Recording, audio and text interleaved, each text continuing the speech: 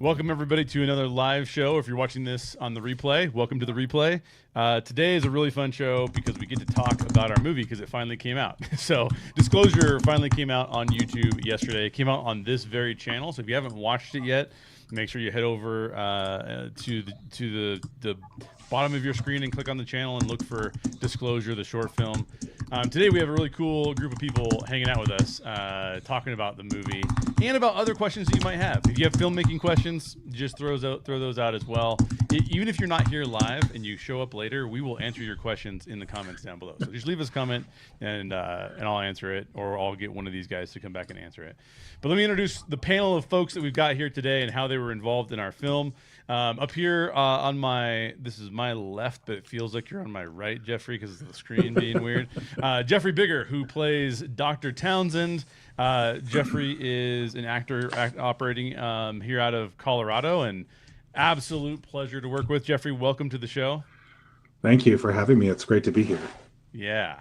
We'll talk a little bit later about how Jeffrey got involved in the project and how he heard about it and all those kind of things. But we're really glad to have you here, Jeffrey.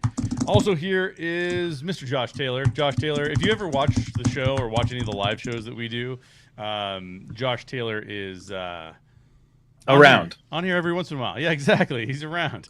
Josh was the editor for this project. How are you tonight, Josh? I'm really good. This is a lot of fun. I had a good time editing it, and I'm excited to chit chat about this project. I've got some specific questions for you that I'll be asking for sure. And then we have also Maya Jairam. How do you pronounce your last name? You actually are pretty on the nose. Okay, perfect. J-ROM, like CD-ROM, but and I realize there's like several generations now that don't know what a CD-ROM is, so I feel a little bit old. But yeah, if you know what a CD-ROM is, leave us a chat because that's perfect. So Maya was awesome because Maya came on as our casting director. We could tell the story about how that happened. But it was kind of an emergency situation on my end. and she did an amazing job casting the film, and then was doing so many other things to help this film come to life. I'm like, you have to have a producer credit as well. So thank you, Maya, for being a producer. How are you doing tonight? I'm doing okay. That's awesome. Doing all right. Yeah. It's good to have you here. Okay, so we're going to jump into several topics, and we are going to take your questions as well. So if you have questions, put those questions down below. We're going to try to be somewhat spoiler-free for the film, but we'll let you know. We'll give you a warning if you haven't seen the film yet. We're not going to do a watch party tonight because we're going to do a watch party tomorrow night on Orange Grove 55. So I'm not going to show the film on this live stream. But if you've seen the film, feel free and ask questions about it. As many questions as you have. We might try and dance around some spoilers here and there because it is a film that you don't want to spoil. you want it to be able to play out as it plays out. But if you haven't watched the film, you can actually go watch it and come back here and ask us more questions about it if you want. That's fine too. But we are doing a live show and watch party tomorrow, which will be simultaneously streamed here on my channel plus on the Orange Grove 55 channel as well. So you can hang out with us, watch the film, and then ask questions. It's this group plus a couple more, and it'll be really, really fun. So the first thing I have, why don't we talk about how we each got involved in this film? And I'll go last. So Jeffrey, how did you get involved in Disclosure? How did it come across your desk, and how did you decide to get involved with this? It originally came across as the staged table read. I think Maya sent me this stuff and said, "You want to do a table read for Disclosure?" And I said, "Absolutely." She sent the script over. I read it, was there for the live read, and then auditions were like a week later for the film. Yeah. And like the next day, my agent sent me the audition notice, and I sent in a self-tape, and the rest is history. Yeah, absolutely. And so one of the things that I like to do is that I am a writer by trade and then a director because I felt like it would be very difficult to bring my stories to life and hand them over to somebody else. That was basically what it ended up being, right? And so one of the things that I like to do to prepare myself for directing is to do a table read. It also helps the writing. It helps me finalize things because I can go, oh, you know what? When you read that line, it doesn't come off as it comes off in my head, right? And so I got to change the line. I got to tweak the line, do whatever. And so we did a table read. Maya cast the table read because she and I had been talking about doing more table reads locally here in Colorado. And so she was like, I'm going to cast the table read, brought on some awesome performers to do that. It was really fun. And that's where I met Jeffrey. And Jeffrey, you did not do the table read for the role that you were cast as.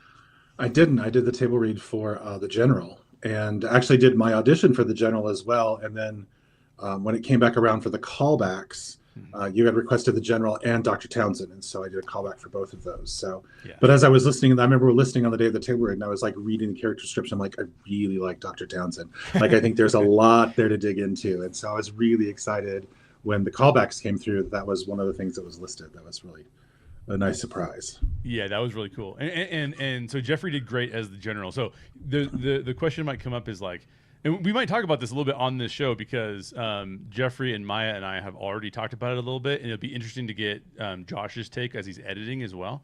Yeah. But how films get cast is a really interesting process. So we can talk a little bit about that as well. But one of the things that was awesome about Jeffrey is he comes in, he reads the general, does an amazing job as the general. And then we get a bunch of auditions that came in, and I had talked to Maya and I had said, I really want to work with Jeffrey. And by the way, Maya was telling me how great you were, Jeffrey. So she kept telling me how great you were. And I'm like, yeah, he seems awesome. By the way, I am also, as a producer, very interested in working with people that I like to work with, which can sometimes actually be a little bit more difficult than you might imagine. Just because some people you just don't gel with, some people like, you know, you meet them and on that particular day they're having a bad day and you don't know that that's a bad day for them, but you're just kind of like, I'm not sure if I can work with this person. That was definitely not true of Jeffrey. Jeffrey was like, Jeffrey is going to be super easy to work with and I would love to work with him. And Maya kept telling me how great he was, so I'm like, I don't know how I can't cast him. But there was also we also got Bobby Lee Black read for the general, and as soon as you see Bobby as the general, you're like, oh man, like Jeffrey's character is scary, and Jeffrey was scary as the general, but scary in a more psychological way.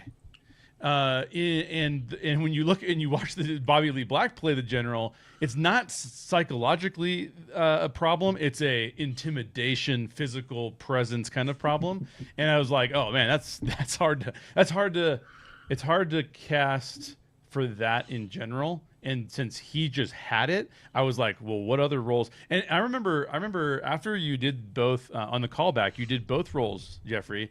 And do you remember what I asked you? You said, is there one you like better than the other? Exactly. And then you said Dr. Townsend. I'm like, oh, perfect. This is gonna be awesome. So I do want to talk about Dr. Townsend a little bit more. But Maya, how did you get involved in this project? So this May, Jay was the first person to present No Vacancy. Hey, shout out No Vacancy in the background. At a screening series at a location here in Fort Collins called the Magic Rat in the Elizabeth Hotel. And so he presented No Vacancy. He was asked questions by a different Maya. He was interviewed. And afterwards, you know, we kind of mingled and talked to a bunch of different people. And, you know, Jay had mentioned a couple things in particular that piqued my curiosity and interest. And so I went over and I spoke to him, and it had come up over the course of both his interview as well as our conversation, and the fact that there used to be a collective of actors down in Denver called Den Drama, who he prevailed upon for the table read for No Vacancy. And he was like, too bad they're not around. I was like, if you need readers for, you know, the feature or any other projects, let me know. And he was like, bet. So then, you know, we follow each other on Instagram. He follows me. We're following each other, and he messaged me. He's like, hey, so were you serious about that? And I was like, yeah, you know, what do you want to do? And so via Instagram, it came together, and put together the table read, which went off really well. And then, as he had mentioned, the casting director fell through, unfortunately. And so when he was like, what should I do? I said, well, I mean, you could do these things. I mean, or I could help you. And then there you go. Here I am. Yeah, exactly. And one of the things that I think I connected with, two things I connected with Maya right off the bat. One is that we had a really good conversation, which I don't think a lot of people talk about, but having disabilities as you are involved in filmmaking. Because a lot of times filmmaking is seen as this sort of like chaotic, everybody show up and do everything you possibly can to make this work. And so that causes a lot of energy drain. It causes a lot of like, obviously stress. And if you have a condition, like I have long COVID, so if you have a condition, an autoimmune condition or a disability of some other kind, it can be pretty challenging. I mean, I remember I was having a flare up as when we were filming and my heart rate was at 100 or above. It would go up to like 120, 130. And when I say that, I'm not moving anything. I'm literally sitting in front of a screen. Like I'm not doing anything fancy. It's just that's just your system flares up, and that's what it is. And so she and I connected about that. And I think there's some really important conversations to have around that topic. But also the other thing is that I could tell that Maya wants to do things the right way, and too often in independent filmmaking circles, in my opinion, people want to do things with shortcuts. People want to do things that are avant-garde and risky and experimental. I'm not saying you shouldn't do those things, but I'm also saying I like to work with people who are reasoned and they know like this will work, this won't work, this is how you should do this if you're going to do it. And so I knew that Maya like was going to bring to the table a lot of things that like I've had really good friends who I love that like will fight me on stuff. It's like, no, I want to do this. I'm like, no, that's illegal. We're not going to do that. It's like, no, we're going to do it. I'm like, nothing like crazy serious. I'm just saying like, we're going to film on a street that they told us not to film on, or we're going to do, and those are the kind of things that I just don't have patience for. Cause I'm like, I don't want to do that. Like, I don't want to be that person, And so I knew Maya was kind of fit into that realm of like, yeah, Maya knows how to do things the right way. So it was very easy for me to say like, let's work with Maya. That sounds amazing. And Maya has a great network too. So, I mean, obviously she knew Jeffrey, and Jeffrey's amazing. So that's fantastic. Josh, how did you get involved in this film? Man, good question. You and I have known each other for a long time. I used to live in Colorado, and then you used to live in California, and we swapped places. Yeah. But I've been doing a lot of editing for my own stuff for a long time. I've done a few like editing jobs for you off and on, just like for like YouTube or short little, social media edits or something. And I think you and I have been trying to find reasons to work together more often. Yeah. And so this was a opportunity to do something. You believed in me because I'm usually, editing little history videos or something like that, or little social media bits. And so, you asked me like, do you think you can do this? And I was like, yeah, I'd love to do it. I'm the weird avant-garde person. And so, I think sometimes I had some ideas that we had to nix, but ultimately like, this was a lot of fun, and you gave great direction in terms of like what you wanted to see in the pacing of it. And then, you let me throw in a few bits and pieces here and there. That is a great topic for us to address. I'm gonna have to write this down. It's pacing, because I want to talk a little bit. We'll get deeper into this. And if you have questions, and if you're watching, be sure and leave them in the comments, because we can answer any questions you guys have.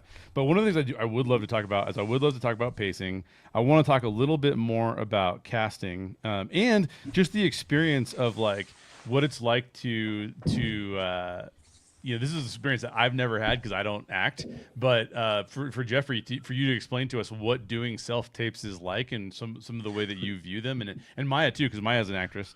So I'd love to hear about that. So we'll talk about casting and pacing of the film. And more, because I'd love to hear even Josh's take on some of the casting choices, right? Because like Josh is not part of the casting process, but he's literally, one of the things that they say about editing, which I feel is very true, is that you write the film, and that's one film. You direct the film, and that's a different film, and then you edit the film, and that's a third film, right? Yeah. And so I want to talk to Josh a little bit about that. So we'll get into all of those things. Is there anywhere where you guys would like to start, or are there any other questions you have for me? I would love to touch upon, and I realize this is probably a whole other topic, and I'm trying to explore it even otherwise, but like the idea of disability, especially invisible disability and filmmaking, that is a topic that I'm leaning heavily into. So, don't hesitate to talk about that a little bit as well, because I too have invisible disabilities, and it is a challenge I hear many people talk about, but like on the DL. So. Yeah. It is one of those things where I will encounter people because you can't tell that I have long COVID. There's no way of telling, right? And by the way, it's yeah, Josh knows because I tell him all the time. But it also has these. It's very strange in that, and I'm sure that lots of people can feel this way when they have autoimmune problems. But you have a great week where you feel pretty good, and then the next week you feel terrible, and there's nothing you can point to that got in the middle of those two things, right? And so I think one of the problems is that visually speaking, it's impossible to tell, like you're saying, Maya. And I've had to think about this from a production standpoint, because I've had to think to myself, like, okay, if we're shooting a feature and the schedule for the feature is every single day, I better have a backup, right? Like I have to have a backup. So I've talked to like my cousin who's a director, who I think who's a really good director, and I've told her, like, hey, if I bring you on as a producer, I would also like to have you as an alternate on the really bad chance. And I'm a very prep kind of person, so I prep everything out like pretty far in advance. So like, will you prep with me just in case for some reason I couldn't make it to set, you could direct that day? You know what I mean? Like those kinds of things is just to be able to say, as a person with a disability, I might run into that kind of problem. And I don't want everything to fall apart. I realize this is a business and businesses need to do what businesses do. But at the same time, like, I also have limitations. So you can only do so much. And I think, unfortunately, I don't think, again, in the independent, you guys can speak to your experience here, but in the independent filmmaking space, you're doing so much yourself that everything is just, we did have a caterer on No Vacancy. We did spend money on a caterer on No Vacancy. But on Disclosure, Maya and I are going through Costco like 2 nights before we're going to film. And then the next day, I'm ordering food off Panera and Chipotle and whatever. So you end up doing so much yourself that there's very little guardrails, right? And ours is just a 2-day shoot. So even though I was feeling pretty bad those 2 days, it was like, well, what am I going to do? I have to show up. I can't just like not show up. It doesn't get done if I don't show up. So it gets to be pretty. How do you handle it, Maya? What are some of your strategies?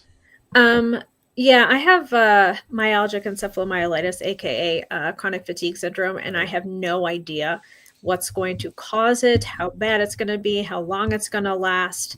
So, and I hate doing this because I'm a balls to the wall kind of person, for lack of better terms. I do like to go, full tilt as much as I can. So it's been a challenge adapting to that and kind of I've tried to have this little voice in my head that's like, future Maya will thank you.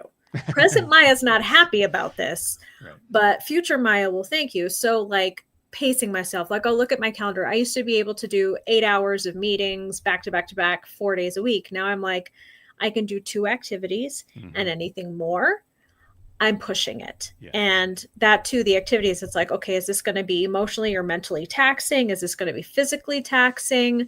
How much bandwidth and runway do I have? And what am I willing to sacrifice? Like, what is looking at my calendar, am I okay canceling this? Am I okay rescheduling this? And I think that's helped me manage a lot of things. I remember last fall I was in a show and it was in Aurora, which I'm not able to drive on I-25. And even now it takes 2 hours to take I-25 to go down, but I had to take the back roads. So it was 2.5 hours each direction, plus the rehearsal time. And I did not do anything else all day. I got out of bed, I got my food ready, I went to rehearsal, went home. Like that was my life for 2 months because I was like, I'm not willing to risk anything.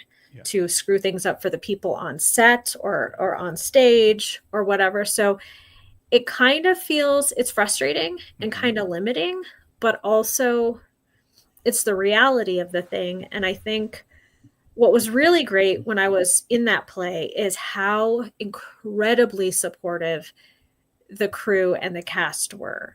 I think that's essential, to surround yourself with people who, you know, I was honest and upfront with everything going on with me. And they were like, okay, well, let me put on my executive producer hat. If you have to call out, are we going to sub anybody in?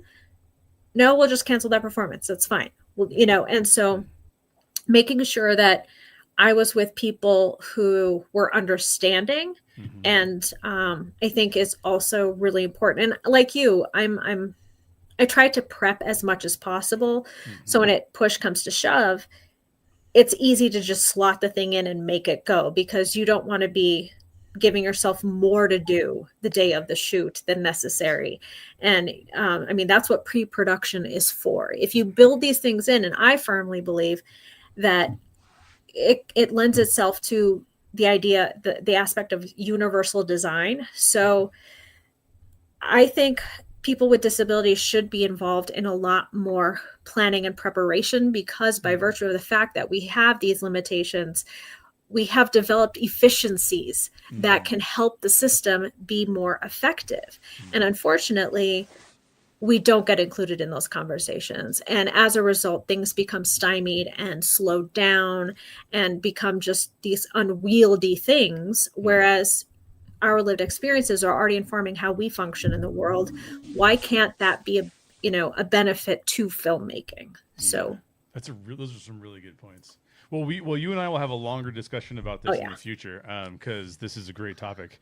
Let's talk a little bit more about casting. I think we have a phenomenal cast, and that's something that people will say. In fact, I had this really funny experience because I was telling Jeffrey before we started that, and Maya was there too. I was telling him that, you know, family is usually your harshest critic because they know you, right? So it's not like, oh, you're special doing this special thing. It's like, no, you're my brother and you're an idiot. So like, you know, what are you gonna do? And I got really good feedback from my brother and my dad, and they were like really excited about it. And you know, they're not always excited about projects because they can like appreciate the fact that No Vacancy was done well, but it isn't necessarily about something that they're like super invested in. So even though it's one of a bunch of awards and stuff like that, I think they enjoyed Disclosure more, to be honest, because it was just more their type of story. And one of the things that they all said was they would go, "Oh, I really liked, you know, the psychiatrist guy, Jeffrey. Oh yeah, that was. Oh, but you know what? I also really liked Art. Oh, but you know what? I also really like they kept going down and thinking to themselves like, oh, wait a minute, I liked everybody. So I think that the casting was brilliant. So Maya, how? Tell me how you go about. Was this your first time being a casting director formally? Formally, yes. I co-directed a short that Jeffrey was in, actually, a couple of years ago, and people kept dropping out. And so my co-director was like, nah, and I said, hold on. And so I reached out to a couple of people who I trusted, and I was like, hey, what do you think? And they're like, all right, cool. So that was that experience. And then I also did a formal casting session for a staged reading of a play. Nice. And that was different. Very different, because it was not tapes, it was live in front of me. And there was a wide variety of people with in terms of experience. And so it was different, and the preparation was different than this time. This time around, it was definitely far more formalized, and I got to draw on my experience more as an actor and learning from casting directors I've submitted to help me inform that process. Yeah, that's great. And I think too, one of the things I will say is that for No Vacancy, we used a casting director out of LA who's been doing this for, I think, 20 years, at least 15 years. Shout out to Cara Sullivan. And there was to showcase when Maya does something, Maya does it the right way. There was no difference between the way that Maya casted it and the way that Cara casted it. So in terms of like now, I will say that we cast No Vacancy in LA, plus the SAG strike was happening. So we did get more people than we got with Disclosure. But in terms of the process and how the process worked, it was identical. It worked fantastic. So Jeffrey and Maya, talk to me about, clearly you had a relationship going into this. How do you, from a casting perspective, try and navigate this space where you want to recommend one another, you want to make sure the best people are on the projects, and you also want to go through this process that's a end-to-end process that is helpful to the producers, in this case me, who's also directing it, choose the right people. Like what are some of the things that go into that? So Jeffrey, you can speak to it. I'll start with you, Jeffrey. You can speak to it from a, how do you prep for a table read, and then how do you prep for an audition tape? Like how does that come about? Prepping for the table read is, I think, a little simpler than for self-taping. I mean, you get the script, you look through the things, you look through your lines, you read the stage directions, what's going on. If you're lucky enough, we did have a few minutes with you before we did the table reads. We got to talk about a few things, which was actually nice. That doesn't always typically happen. The table read came and went, and that was its own process. And then the sides came for the self-tapes. And so it was the same. It was the general, but I thought, okay, what do we do in the self-tape? What the table read? What worked well? What could I have improved on? If I'd have had 20 more minutes or an extra day, what would I have changed? And so I sat down with it, and I tear things apart. I look at everything that I can find about the character in the words. And sometimes it's stage directions, sometimes it's something another character says about a character. And so I was looking at what the general says versus what Audrey was asking the general. So is there something in her question that causes him to respond that way? And then sort of thinking and bringing all those pieces together. So it's really like the script analysis, all those hours in acting school now are all paying off. And who would have, don't ever tell your acting teacher that it did, but just script analysis is the hardest part of it, because you don't know when you're sending the self-tape in exactly what they're looking for. Like, you, the actor, have an idea. You've got the pieces of the puzzle, but you don't know if you don't have the picture. You just have the pieces of the puzzle. So I'm putting the pieces together of what I think the puzzle looks like. And I have to hope that when it goes to casting, they see what I've done and they go, yeah, I can see that version, that picture of this puzzle, that works. Yes, you'll fit in this.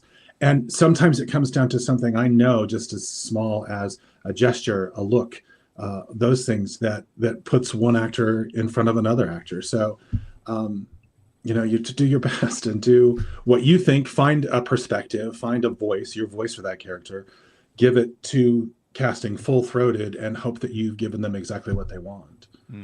Oh, it's really well said. And I think this is for anybody who's like thinking about acting or thinking about producing. If you're on the other side of the table like me, a couple things that Jeffrey said I think are super critical to making an impression. you only have, what is it, like, probably the producers are going to come and make a judgment call about you in the first 10 seconds. That's just the root, kind of like, where does this person fit on this map of characters that I have to think about?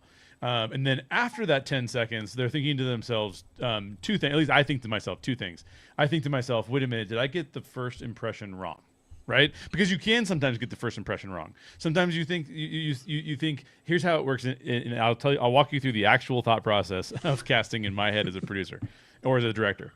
You think, here's a person on the screen, and you immediately think, was this the person in my head when I wrote the script or when I broke down the script? That's the first thing you think of, just because, let's face it, some of it's just a time requirement. You're seeing, sometimes dozens, sometimes hundreds of tapes, and you're thinking to yourself, like, I have to find a way to cut some of these out, because otherwise I'm going to be just inundated with like thought choices, and too many choices is actually kind of damaging sometimes. So the first thought you have is, does this person fit the role that I had in my head? The second thought you have after that 10 seconds has gone by is, oh, wait a minute. Maybe I should reshape what I had in my head. Maybe there's a better way of thinking about this role that I wasn't thinking about this role beforehand. And so I think, but that second part of that equation, you won't get to if you don't do what Jeffrey said he did.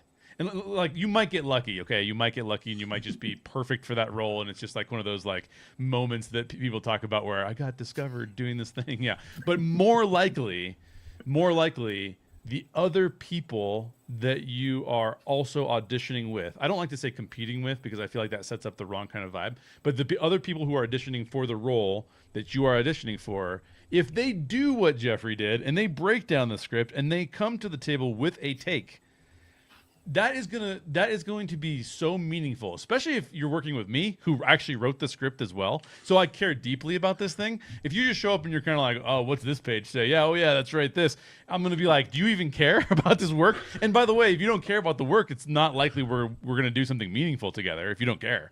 But if you do what Jeffrey did and you come in and you say, I'm going to break this down. I'm going to see.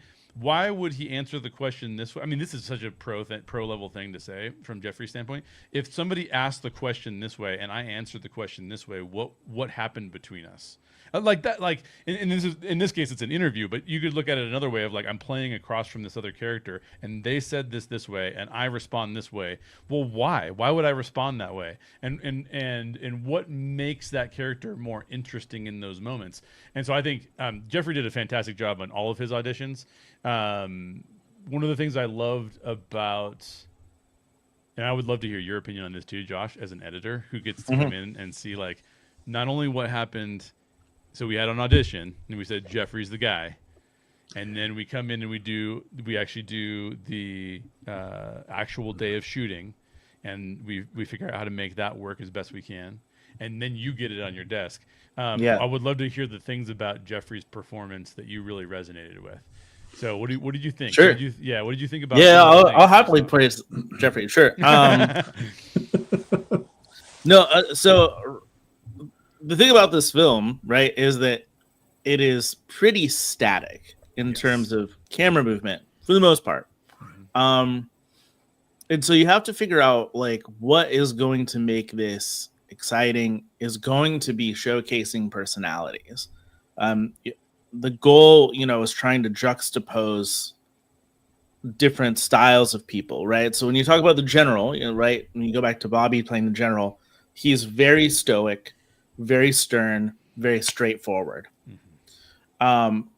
Which is a great, like, okay, have that clip and then like this immediate cut to Jeffrey where it's like he's also very assured of himself, but talking much more poetically, using his hands.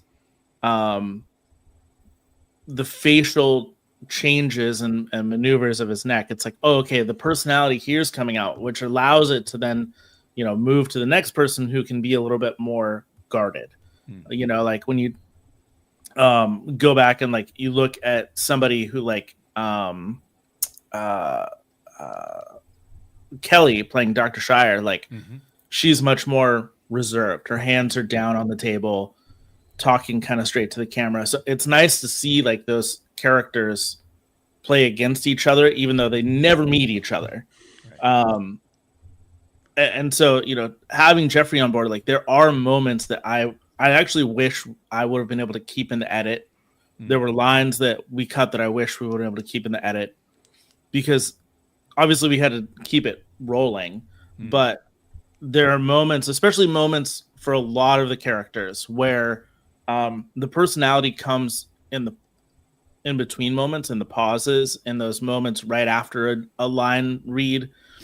And so you're like, I want to linger on this so much longer than I probably can, because I just want to see how this character plays out. And then I hear cut, and I'm like, they ruined it. Yeah, exactly. If there was anything ruined, it was my fault. Yeah. I have a question because this speaks to pacing. So let's get into pacing a little bit here, and we'll circle back around to casting and other performances too. Sure. This question, I'm going to start with Jeffrey, but I'm curious as to everybody's opinion on this as well. One of the things that I was nervous about was that literally the entire film takes place at a table, right? Like we're not moving around. There is, there's no, movement creates, movement attracts attention. Let's put it that way. And so when you're not going to move that much, it's like, okay, well then how do I attract attention? Which means that there's two things that become of the utmost importance. Well, three things, really. I'll say three things. One is you better have a good script, because if you don't have a good script, then what are we doing here? Like it's gonna be boring and chaotic and stupid. So you have to have a good script, which means the table reads and things like that, and practicing and making sure that that's good is good to go. But the second thing you have to have is you have to have performances that are compelling. Because if the performance isn't compelling, I'm just going to go, this is a person saying words, and I now have lost my attention. There's a billion things competing for our attention, right? Like, I can just pick up my phone, I can click to another YouTube video, I can do anything if I get bored. And so one of the things I was concerned about was the pacing. And by the way, I've seen the film like 30 plus times. So, and by the way, this morning's viewing, I for the first time noticed an inconsistency that I had never noticed the entire time. And if anybody can find that inconsistency, I'll give you a free poster. I'll go print a poster for you. But I'm wondering because there's this is a question for Jeffrey, but then I'm going to take this to Josh too, as we think about like pacing for a film that's very much a slow burn. So Jeffrey, there's a lot of stylization in performances like yours and performances of everybody that was in this film. How do you know as an actor? Because I think if I was to give you like another compliment, which I'm sure I'll give you plenty, your self-pacing is impeccable. Because sometimes actors will really like to chew on lines, and sometimes you should chew on lines, and sometimes you should have dramatic pauses, but then sometimes you shouldn't. Sometimes it's like, no, I got to get through this. How do you make that decision of like when to chew it and when to kind of just get to the point? That's a very good question. And I think there are times when, as actors, we want to chew on things that we shouldn't, because it feels good. Like, I'm going to really draw this out, because to me, this is the most important thing in the whole grand scheme of things. But you have to look at where you fit in the whole story. And maybe what I'm saying right now isn't the most important thing that moves the story along. It moves my portion of the story along, but it doesn't push the whole story along. And so I think you have to really trust yourself to know where you fit in the world. And then you really have to trust your director to know, to listen and say, okay, let's do this, but pick up the pacing a little bit here. Let's maybe pull back a little bit on that. And so being open to feedback and taking a direction and applying it. And I think it then comes down to good writing. If you've got all of those pieces working together, I think it's going to fall into place. But dialogue, I don't know. I think sometimes we all want, like I said, those moments where we chew on all that dog, because this is really important. I want the camera to stay on me, and look what I'm doing. Look how great I am. But it doesn't need to be that in that moment. Actually, it's better if you don't. If you can let that go and you can trust that the words are carrying it along and what you're doing is enough. And sometimes if you do too much, then it looks like too much. Yeah. I think one of the things you do really well is in this film is that you know when to take your foot off the gas and then stomp on the gas. And I think that I'll give you a couple of examples. There's a lot of things that you could say in a ridiculous way, given your character, because you're trying to make light of the fact that some people think this is very serious, but I don't, right? Or at least I'm trying to portray that I don't think it's serious. And I think that like one of the things, like even just when you're reading off all of the things that it could be, and you say frisbees, like you know when to pick the word that's like this has the most impact on the viewer, right? And as filmmakers, we're all trying to impact the audience in some way, shape, or form, right?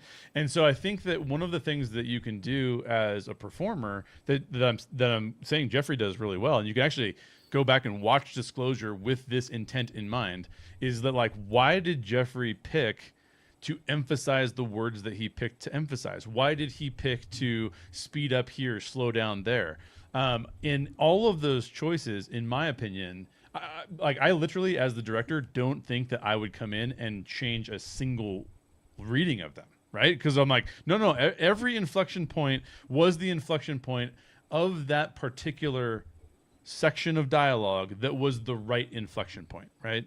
And I think that's really cool. Before I go to Josh on pacing, Maya, you're an actor. Where do you approach this? Well, I think what also lends itself to a good performance is because you will have actors who think so much about all of those little things that it pulls them, and as a result, the audience out of out of the story, and all you're doing is seeing the actor think. So I think one of the things, and this kind of also speaks to Jeffrey's own experience and training, but I think instinct is something it's hard to talk about. And I think the instincts that people use as actors are drawn from a sense of character, like a good idea of who your character is and, how would they say and respond to things, but also a good sense of story.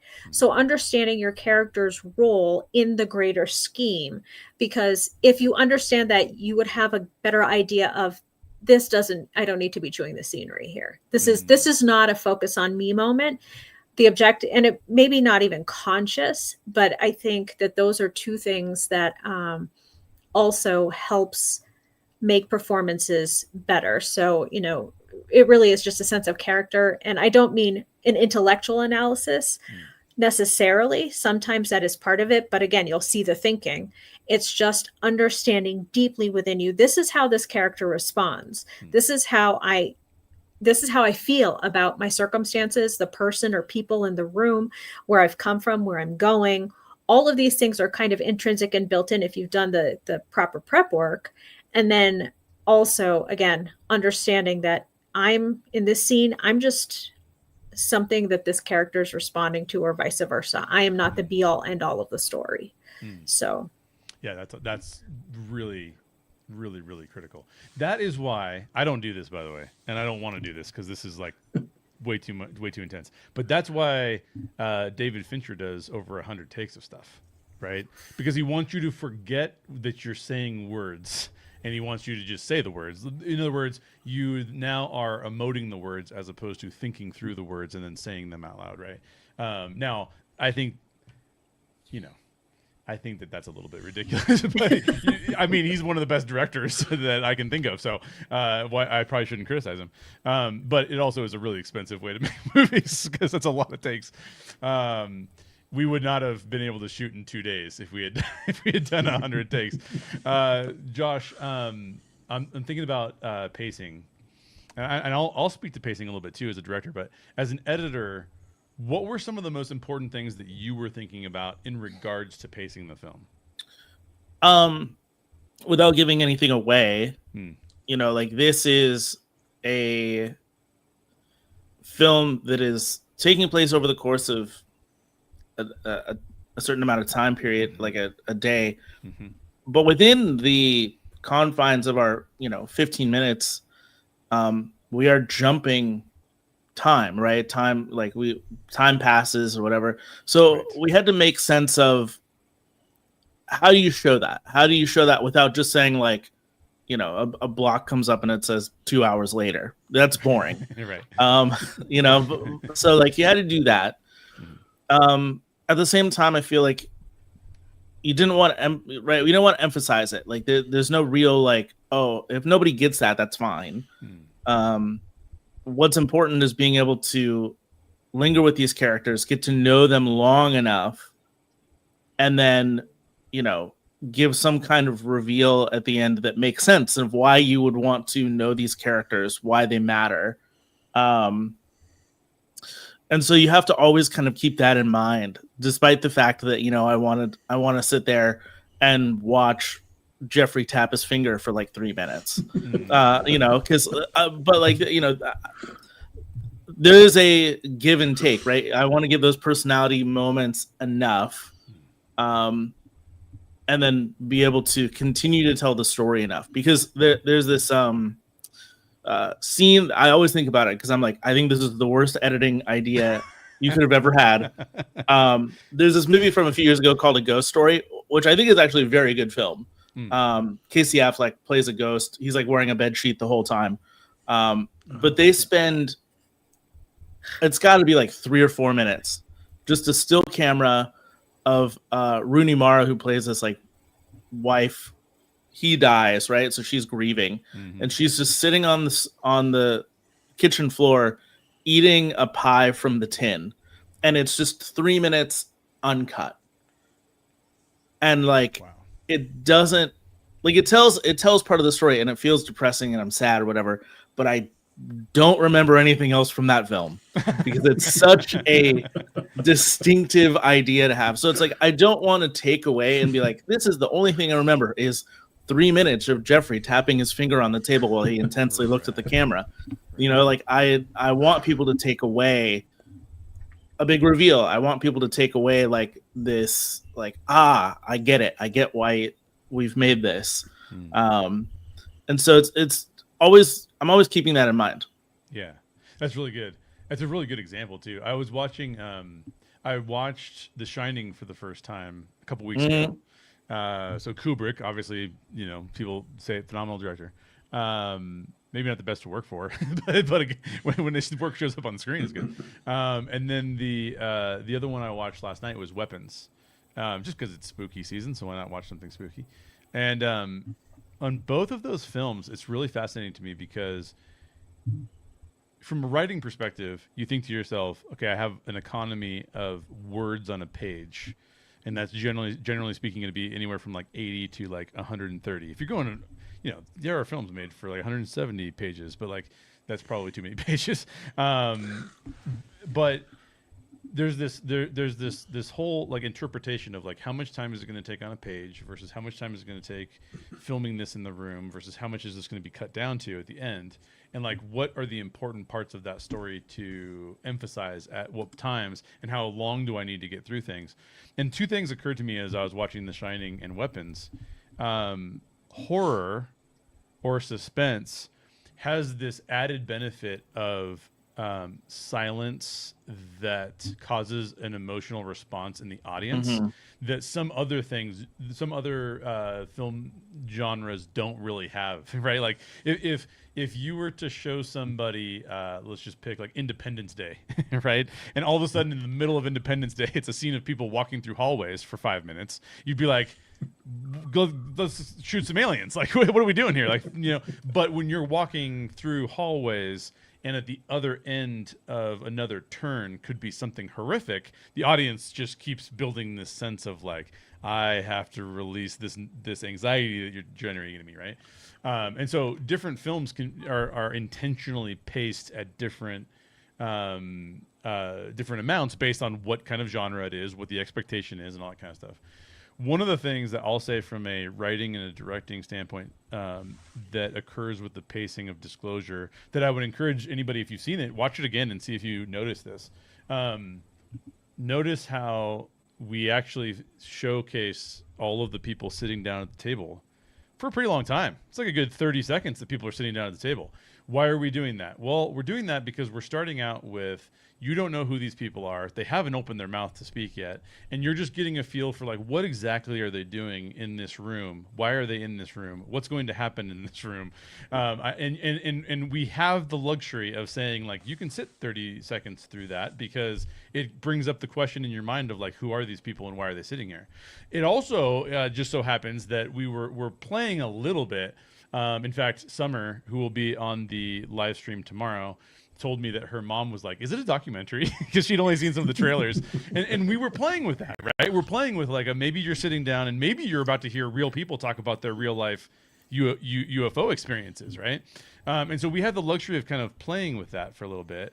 And then we go into this whole thing where the pacing stays pretty much consistent for the next, I would say, what would you say, Josh? 10 minutes? Maybe even 12 minutes. The pacing's kind of similar. Yeah, probably so. Yeah. We're not speeding it up. We're not slowing it down. And that is where we had to rely 100% on the script and the performances, because Yeah. you would normally see films kind of like do a little bit of this and a little bit of that, and we don't have the budget to go, visit a bunch of UFO crash retrieval sites or anything like that. So we're trying to like speed up and slow down by performances and by words on a page. And so as a writer, I think of the words on a page and go, this is where I say the thing that makes people go, wait a minute, what did they just say? Like I don't like and we filmed it in a way too where I thought and you guys can tell me how effective you think this is, but we thought to ourselves, let's not film it as a traditional documentary. So a traditional documentary, my camera is right here, right? A traditional documentary, I'm talking like this past the camera and they're asking me questions. And what that does is it gives you the feeling that you're in the room, but you're a voyeur to the person talking, almost as if you're sitting in the room and listening to them. They're not talking to you directly, but it gives you the chance to be like, because they're not talking to me directly, I can kind of sit back and relax a little bit more and see where this goes, because what I'm trying to figure out is if I should trust this person. With Disclosure, one of the reasons we chose to do I'm talking to direct onto the camera was that we wanted to actually increase the tension in the audience, because now they're not talking in a room where I'm a voyeur, they're talking to me. And now I have to think to myself, like, wait a minute, I don't get to have this casual observation about whether or not they're lying to me. I almost might have to respond to them, right? Like, and so, because there's even a couple questions that are asked, like Art's character, Father Alvarez, asked the question, like, are you a Catholic? Do you believe in God? And it's almost like when you see that come at you, you're almost like kind of like, what's my answer to this question? Like, he's asking me. I have to say something.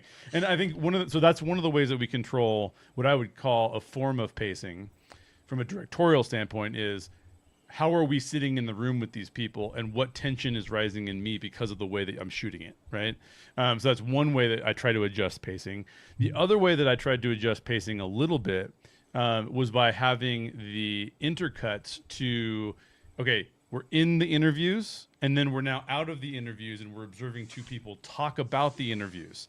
Now, who are these people and why are they talking about it in this way? Because I thought we were just listening to interviews about people in Disclosure. So I'm trying to like cut the pacing with like cutting back and forth there. And then the last way is that when you have as long of a slow burn as we have, and I talked about this in the last live show I did, but I think this is like some of the best advice that I've heard about storytelling in a while. An opera singer was talking about on NPR. And by the way, I don't watch operas. So like I'm listening to this and it's some of the best advice I've ever heard for storytelling, but it doesn't apply to the mediums that I work in because I don't work in opera. But she was talking about how when she was a young performer, she would just concentrate on the high note, because the high note's where I get the applause. The high note is where we get what we want out of the performance. And all of the older performers would tell her, you are not building dopamine in the audience brains well enough. And so let me explain what she means by that. The high note is the dopamine release. The reveal of the thing is the dopamine release. The, oh, wow, that's cool, is the dopamine release. In order to get the most amount of dopamine, the way that the brain works is that if you tease the brain, it builds dopamine. But if you don't tease the brain at all and you just go flatline high note, it will give you a dopamine release, but not as big of a dopamine release as if you tease along the way. And so there's an art to performing and an art to storytelling where you tease. Every time I go around the corner, there's not a monster, right? Every time I go around the corner, it's like, oh wait, there's a glimpse of the monster. Oh wait, now I'm back to just moving through hallways again. And that's how you build dopamine in the brain before you get a full release of dopamine. So since we knew that we were having such a slow performance-driven kind of slow burn for most of the film, we could do little subtle things that I personally love, and I don't know if anybody else notices, but we did push-ins and push-outs. Well, we don't reveal those push-ins and push-outs. One of the things that I realized as I was working out with Josh, is we filmed, like Jeffrey, for example, doing multiple lines or multiple different sections of his dialogue with the push-in, or we did a push-out with Jeffrey with the push-out. But when I realized what the pacing of the film was going to look like, I thought, one of the things that's going to build and release dopamine before we get to the big reveal is going to be why, and by the way, most people won't get this. Maybe they will get it subconsciously, but not consciously unless you're involved in filmmaking, is, wait a minute, why are we pushing out on Jeffrey? Why are we pushing in on other people, right? And that subtle camera movement now takes this thing that has been static this whole time, and now we start, wait, why are they moving it now? Why, like now you're having questions in your mind that come from a pacing standpoint that we saved because we're trying to build the dopamine to give you some of that, and then to have a bigger dopamine release when we kind of reveal the plot twist. So I think that's another way of looking at it from something on a page or something when you're directing it, is thinking through like, what is the arc that the story is on, and how do I get to that place in the arc where it matters most, and then I have to build back from that and make sure that I've got that kind of set up well. And everybody involved like really understood that and got that like dialed in really, really well, which was phenomenal. One of the things I want to say that Josh did great in the pacing as well was we took a long time with everybody sitting down at the table, but we go pretty fast when people leave the table, right? Like it's kind of like, hey, look, we're just leaving. We're not going to spend a shot of each person, and we had to come up with some creative solutions for that. And I think what we ended up with was pretty awesome. And I'm really happy about those shots. I mean, I'm happy about all the shots. I'm not disappointed in any of the shots, to be honest. Anything? So we've talked about pacing, we've talked about casting, we've talked a little bit about working in the industry with disabilities. What other questions do you guys have that you want to address with each other? Or I'll bring this up because I think this is. I think that the way in which this is edited, but it came from your editing notes, not me. Right? You could have turned to this, and I went into this with no music in mind, right? So when you talk about like tension building and horror, that really works because I had no music, so I'm like, oh, this could all be tense. But this is a mashup of kind of genres, and indie film has always played with that, like either because it's a necessity or because it's a choice. But like this could have easily been, because it's aliens, much more comical. The line that Jeffrey gives, or the monologue that Jeffrey gives, explaining like what aliens could be, and just throwing out lines like could be balloons, could be we could have interspersed those cuts in between a ton of different people, and it just keep going back to Jeffrey giving more insane reasons why aliens exist, right? And it could have become a comedy in that point. But the comedy, I think, or the lack of comedy in this, allows it to never take away from the fact of like, oh, who are these people? What are we doing? Why are we doing this? And like, you just like, as a viewer, you keep asking that over and over again until you like finally get a reveal that you're like, oh, okay, I see what we've done here. I feel like the comedy would have taken us too far out of that. And so like your choices in not adding that, because I might have been like, this needs to be a little silly here. Not allowing me to do that, or giving me those notes was really helpful. And so I feel like making sure that it's genre is correct, and making sure the type of story that you're telling, because it's not, the script can go a bazillion different ways. It could be comical. There's performance in this that, you add a certain type of music, a certain type of sound effect on top of it, could be silly. Yeah. So, there were choices that were all made from beginning to end that allowed it to just say, this is a tense, drama about aliens, disclosure, and what it all means. Yeah. Somebody asked in the last live stream that I was doing, they had asked about how do you get the tone and feel from what's in your head to on this page to on the screen, right? And I think that like tone and feel is like a really important thing that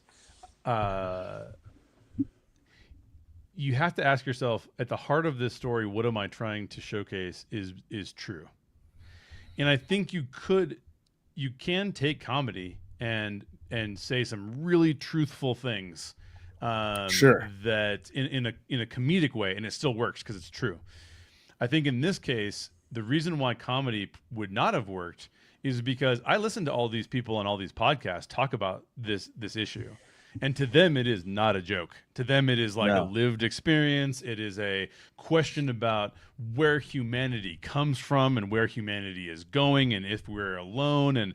And so whether you take like Art's character of Father Alvarez, Art's going to be with us tomorrow on the live stream, by the way, so we'll get to ask Art a little bit about this. But if you take him as the priest who, and Art nails this, he's just like Jeffrey nails this character who, one of the things Jeffrey and I talked about, and we'll talk about this tomorrow too, I think, Jeffrey, about like writing backstory and what that looks like and how that functions, and your process for writing backstory. This is my teaser for tuning in tomorrow. But Art brought to the table a level of endearing quality that I think has to inhabit that character.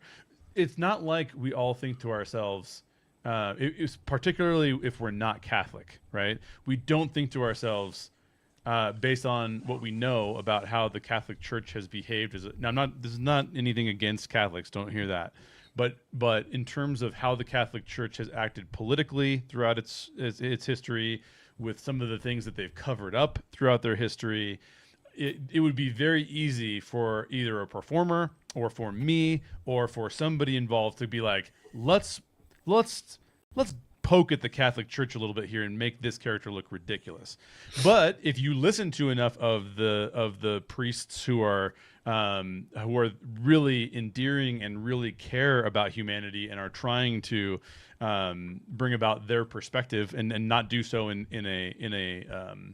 an aggressive or a negative way, you will hear the endearing people, and you will hear the people who, I've heard exorcists interviewed, and they're not, and I've heard exorcists interviewed who are like, this sounds like a shyster because they don't really seem to take this very seriously. But I've also heard the very endearing people who are like, no, people are suffering and I'm trying to help them, right?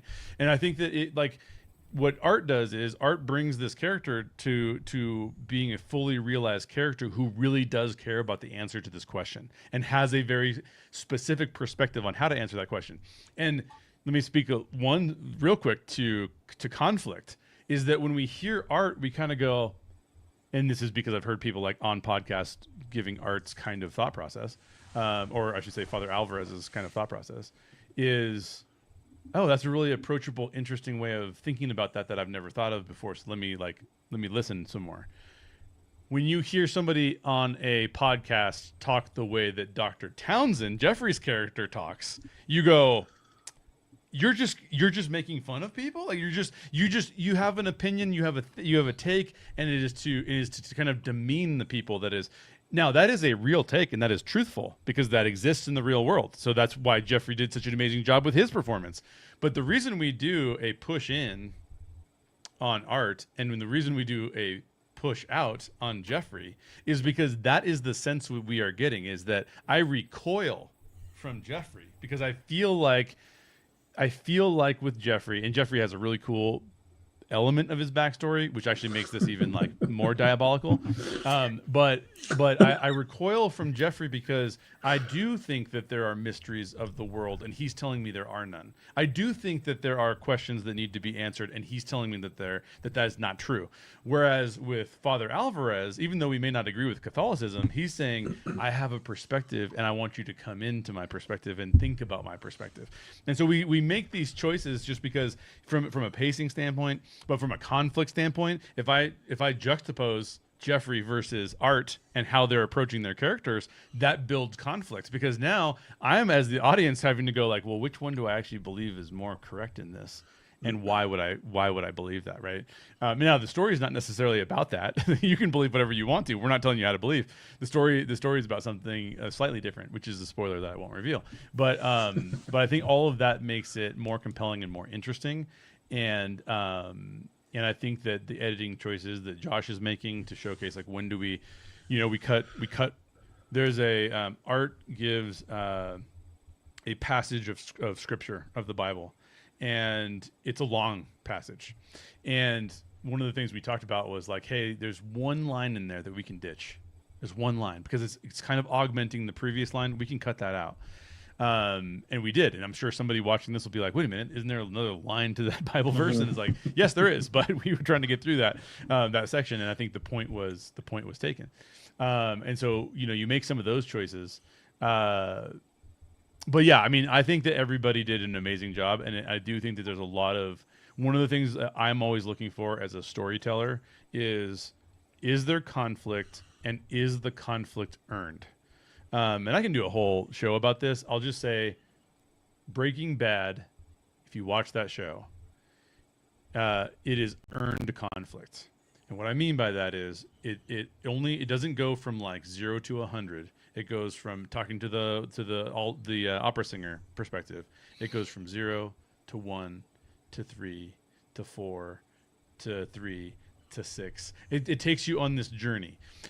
I'll contrast that with Ozark, which is another critically acclaimed, everybody loves it show. I would tell you that I don't think Ozark earns its conflict. And what I mean by that is they go 0 to 100 real quick. You'll be in a scene that won't be talking about anything else, and they'll be like, "Why did you cheat on your husband?" And you're like, "Wait a minute, I did not know that was a part of this whole storyline." and what they're doing is they're hacking that dopamine process, and they're saying like, "I can get you to pay more attention to this scene if the conflict ratchets up to 100."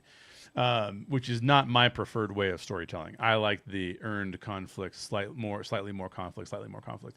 And I will say that I think that everybody like understood that assignment, from Maya with the casting to Jeffrey with the performance to Josh with the edit. Everybody understood that that's what we were doing. And so to your point, Josh, that you made a long time ago, and I've been talking for way too long. I think that like all of that understanding of what this story is and how this story should flow was really, really well done. And so I'm really appreciative of everybody's. Well, the tone comes from you, right? Like you wrote it, and then you have to make sure that in the process of asking, like, hey, what kind of actors are coming in? Who are we casting? Great. Now that we have these people, the performance still has to fit this tone.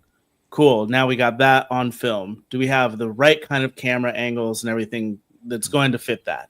Then once it gets onto my desk in post-production, go, cool, this is the tone, please stick with it. And then you get to music and everything, and you go, again, this is the tone.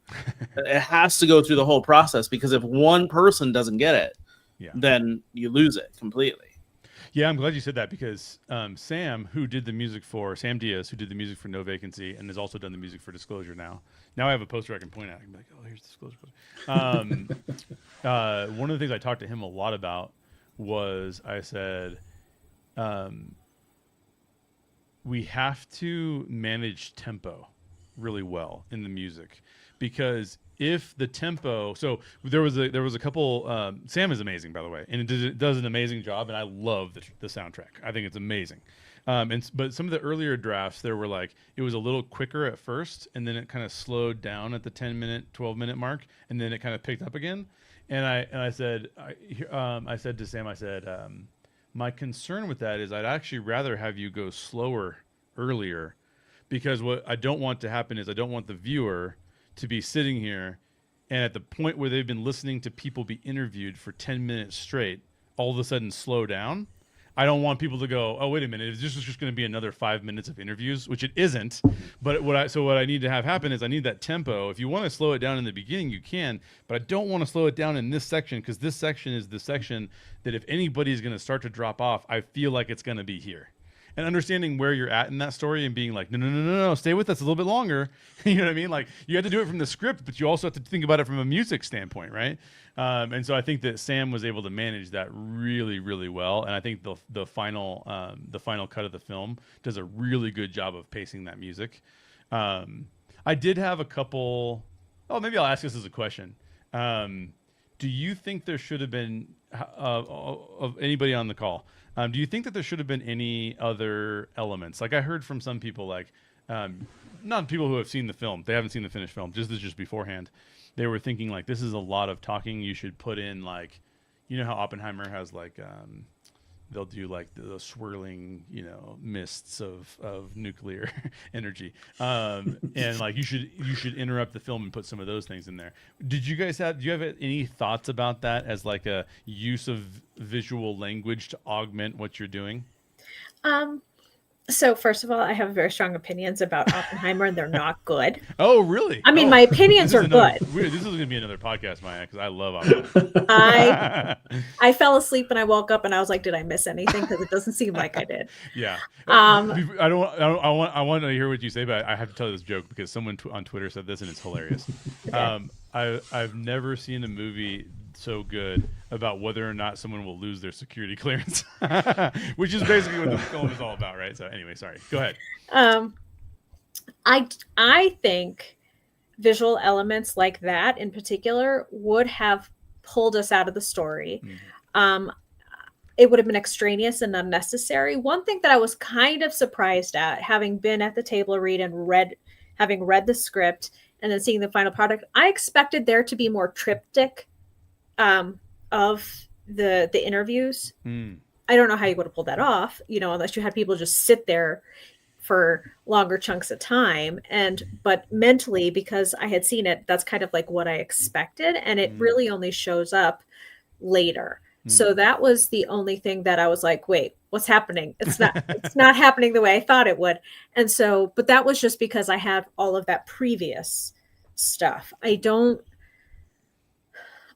think on my side, that's the only thing visually that I could have thought of. I have a question for you though, Jay, just out of curiosity, referring to something you had said earlier, both regarding speaking to both Josh and Sam. I'm wondering if you, as a director, when you were talking about tone, if you sent any reference materials to either Josh or Sam ahead of time, aside from just the edits, or like these are the particular takes I want to use, and this is how I want you to do it, but to help make sure that there was the idea of what you meant in terms of tone was understood, as opposed to just be like, cut these together and do the thing. Yeah. Did you do anything like that? Yes, but usually it depends a little bit on who we're talking about in terms of what was said. So for example, with Sam, from a music standpoint, one of the things I had told him was that I felt like it was tonally similar to the films that Atticus Ross and Trent Reznor have scored. So, for example, The Social Network. The Social Network is not like people running around with blasters, shooting at each other or whatever. It's very much a drama, and some of that drama is wrapped up in like what's happening with the score, right? Like, and how the score is changing over time. And so Sam was like, oh, I love their music. So let me see what I can put together that kind of that follows that quality. Some of it was also a discovery process. So for example, the ending that exists right now, which I can't tell you what it is because it will spoil it, is not in the script and was not in my head when we were filming. So the ending, the way it ends, happened after I had watched Alien Earth. And the way that the last episode of Alien Earth worked, I sat back and I went, oh, there's something very cathartic about what we just saw on screen happen. And so I turned to Josh and I said, Josh, I have an idea that I want to play with in the edit. It's not in the script. It's not in the material. It is literally only in the edit. And can we make this work? And then I also went to Sam and I said, Sam, I need to have something that is tonally similar, but on a completely different plane of existence that needs to come in near the end of the film. And that happened. I mean, like I think we pulled it off, and I think it makes the film a good margin better because of it, right? Because I think that if we were to end it the way I was thinking we were going to end it, it ends it a little bit of like how am I supposed to feel about this? And I had already done that with No Vacancy, and I'm like, I can't every film I do be like, how should you think about this? I need to come to a little bit more of a conclusion in the audience's emotional state at the end of it. So that worked out really, really well. But I don't know, Josh, what did we talk about beforehand tonally that was helpful from a tone and feel standpoint? I don't think we ever had like a specific reference. I think you gave me editing notes, right? And I just kind of went line for line, said like, okay, this is what he wants. This is the take he wants.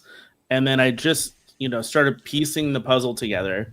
And then as soon as I was piecing the puzzle together, I would take one out and add a different one in and be like, I think this works here instead of this. You had, when you talk about that first 30 seconds, I actually had it even longer. Like I was like, let's ride this out. And you were like, please chop this down. But like, then you wanted to have, in the first trailer that you made, you had 3 people up on top, 3 people up on the bottom, and then it said disclosure. And I felt like you didn't need that. I felt like we could just get into it. Yep. And then on the other side of it, when people leave the table, I came up with this idea of having all 6 in one kind of long form and like taking up the whole thing, which then you ended up moving to being 3 and 3, so that people leave the table, splitting the table, which there's no symbolism to that, but it just aesthetically appealing. And so there were things that we were kind of going back and forth on. I think the last draft, the final draft that people are seeing, I think is like the 9th or 10th version of the movie. Totally. And there were things that was like, what if we add the one thing? I think that was just like, you wanted to do something, and I was like, please God, we should not do this. Which was like, between every interview there should be that's right. Yes, 2 seconds of black, so that that we're going to a different person. Yeah. And it was like, after watching it for 3 minutes and you just see like so much black screen in between, I was like, please, can we get rid of this? And you're like, I see why this is annoying. Got it. So like there were things that we were playing with that added to the tone or didn't add to the tone, and ultimately rearranged the puzzle pieces enough times to where it was like, okay, this feels like a good pacing. This feels like a good tone. Going back to the first edit where it was like, okay, I get where this is going. Mm-hmm. Can we get enough pieces in or out that still keeps that functional? Yeah. And I felt like what the end result was pays homage to the first version of the edit.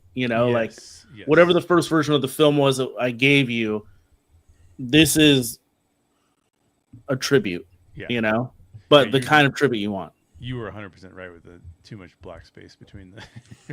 I was so bad. Unwieldy. I wanted to kill myself.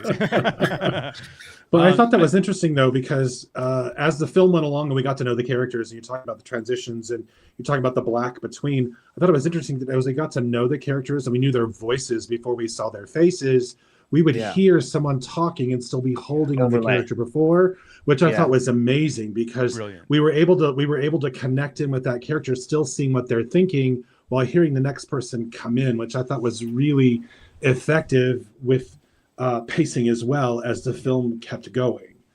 And that is 100% Josh Taylor. So he killed it at that. When we saw that, I was like, oh, that is phenomenal.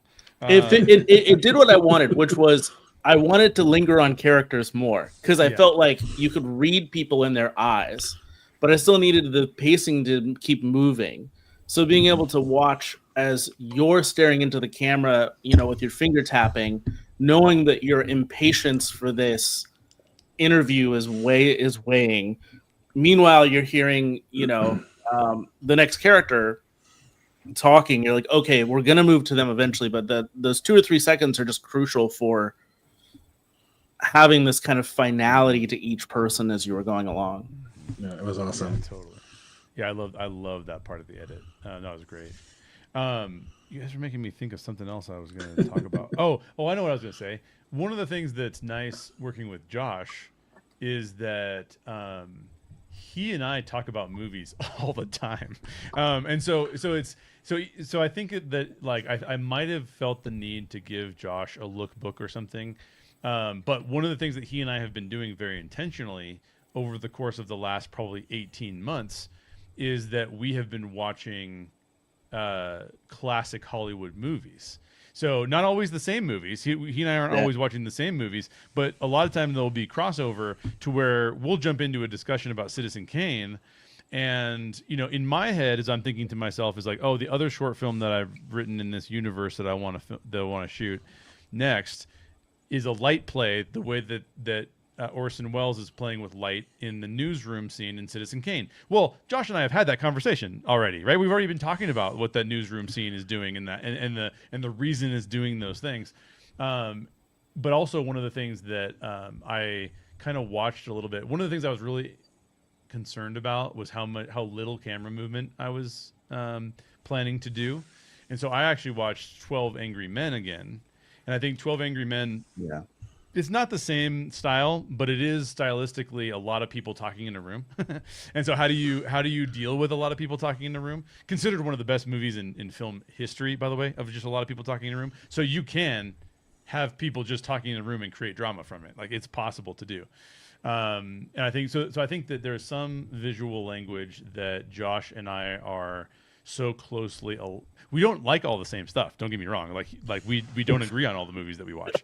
But when we do watch movies, we generally tend to understand why the other person, because when you are engaging in a dialogue, and this is, again, I'm going to tease the Jeffrey backstory of his character thing for tomorrow. When you're engaging in co-creation, I think that you have to start to have a language that you can work with together. Because if you don't have that language, you're going to say things, and the person across from you is going to be like, "I don't know what that means," right? Yeah, right. And so there's this, and as a director, I've faced that numerous times, right? Where I'll be like, "Can you do that again, but do it this way?" And like kind of like with this kind of intent or this kind of thought process. And I've had actors look at me like, "What are you talking about? That makes no sense to me." And then I have to figure out, okay, well, what do I mean, and what do I trying to get visually there that. Because something interesting that happens, and the reason why there's so much of a trust relationship that has to happen between a director and a performer is that the director literally sees what the thing is on the screen, but the performer doesn't. And so you have to be able to say like, oh, okay, I'm seeing something here that is either better than I thought or maybe not quite what I want. And then how do I communicate that to this person? But that's a whole other conversation for another time. But I think one of the things that was nice working with Josh was that we have had we've had, how long have we known each other, Josh? Almost 10 years. Yeah, we've known each other for 10 years, but definitely in the past couple of years, I kept on coming to you and be like, "Hey, I watched this movie. Have you seen it?" And it's like, "Yeah, of course I've seen it." And then we dissected why it's great. Yeah, or I've seen this movie and I'd be like, "Why did you watch that movie?" I have no interest in that movie because Josh is very much more into the experimental films that I'm not as interested in. But yeah, I think Josh, and so Josh over the last 18 months has built a film repertoire that is outstanding. And like one of the things that we all do, because we all love these mediums, is that we study them. And then the more you study something, the easier it is to have a conversation about what you're trying to accomplish and why you're trying to accomplish it. So and all three of you were fantastic to work with in that regard all the way through. So I'm going to go ahead and wrap us up because I don't want to keep you guys all night long, and we're going to do this tomorrow night. So you'll have plenty of time to hear back from us. Before we close it out, just let me say tomorrow night we will be live here on this channel, but also live on the Orange Grove 55 channel. We're going to do a watch party, so we will watch the film. And if you watch the film with us, you can ask these folks and some other folks who are showing up tomorrow any questions that you have about the film. We'd love to answer those questions for you. Jeffrey, as we sign off, what are you working on? What do you got coming up that you want to let the people know about? I have a few things in the works. Maya is actually directing me in a short that I wrote coming up in December. So that is the next on-screen foray. And then she's directing another short that I wrote in January. So I'm putting Maya behind the camera because she's an amazing actor, and I want her vision coming through the screen. So those are the next two on-screen things I've got headed my direction. Fantastic. So be sure to check those out. Will those be available on like YouTube or? Possibly. We're maybe going festival circuit first just to sort of get things out there. We just filmed one a month ago that is in edit right now, so we're sort of waiting to see where that lives. But I think we may try the festival route for a couple things, but we may drop some stuff on YouTube just to show people what we're doing. Perfect. That sounds amazing. So thank you for being a part of this, Jeffrey. Thank you for being a part of the film. I'm sure we'll work together in the future. It's fantastic to work with you. Maya, what do you got coming up? What are you working on? Besides the stuff with Jeffrey, yeah. I'm also helping Sam Tahan with a sketch project he's doing. Cool. So he's directing and writing it, and I'm helping him cast and produce that a little bit, and getting prepared for directing a staged theater show, Reader's Theater in Lafayette, Colorado in the spring. Nice. So I have that, and then working with a bunch of writers and getting, helping them do read-throughs and table reads for all manner of script, be it short, medium, or feature. So that's been a lot of fun, and getting to play in those spaces. So doing that, and then producing another staged production in December as well. So I don't think you're doing enough. Why don't you do more? Oh, and actually, Jay, you might like this, and we'll probably have to talk about this another time, but in conjunction with an organization called Disability Belongs, and they work with the disabled community in filmmaking specifically. We are actually doing a workshop on the 18th of November. It's going to be a panel discussion looking at, it's called The Big Idea, Chronic Illness in Filmmaking. And they were like, they have not actually encountered this conversation before. So we're like, let's get into it. And then the following day we have, and I'm facilitating a conversation with a producer out of LA called Mark Reinhardt, and he was behind the film Who's Afraid of Nathan Law, and it's one of, I hope, will be a series called Documenting Danger. So looking at documentarians who intentionally go into dangerous situations. So to understand, with the preparation, the thought, the pivoting, the adaptations that they've had to do, lessons that they've learned, things like that. And then November 22nd, we're doing a live table read of 2 episodes of a series that Jeffrey has written called Repression. So, awesome. Yeah, I don't have enough to do. I'm bored out of my mind. Oh my God. Exactly. Josh, thanks for being a part of this conversation. We were a part of a lot of conversations together. This was a fun one because we actually got to talk about a film we made as opposed to a film somebody else made. I know. Which is cool. Tell the folks what you're up to. I just finished. It just ended up. The finale came out. I wrote a game show called Graveyard Games. The first 5 episodes were all out now, so you can watch the whole first season. We're greenlit for a second season, which is going to shoot in, I believe, the end of February. Nice. So I've got to start writing all of the questions for 5 episodes of that. Which is fun. I enjoy doing little trivia stuff. So if you're into like horror and Halloween and things like that, it's a Halloween themed game show. Mm-hmm. And if you're into deeper dives, and then film, what was that? I said if you're into deeper dives on film, where do I go? Deeper dives on film. Where do I go to watch that?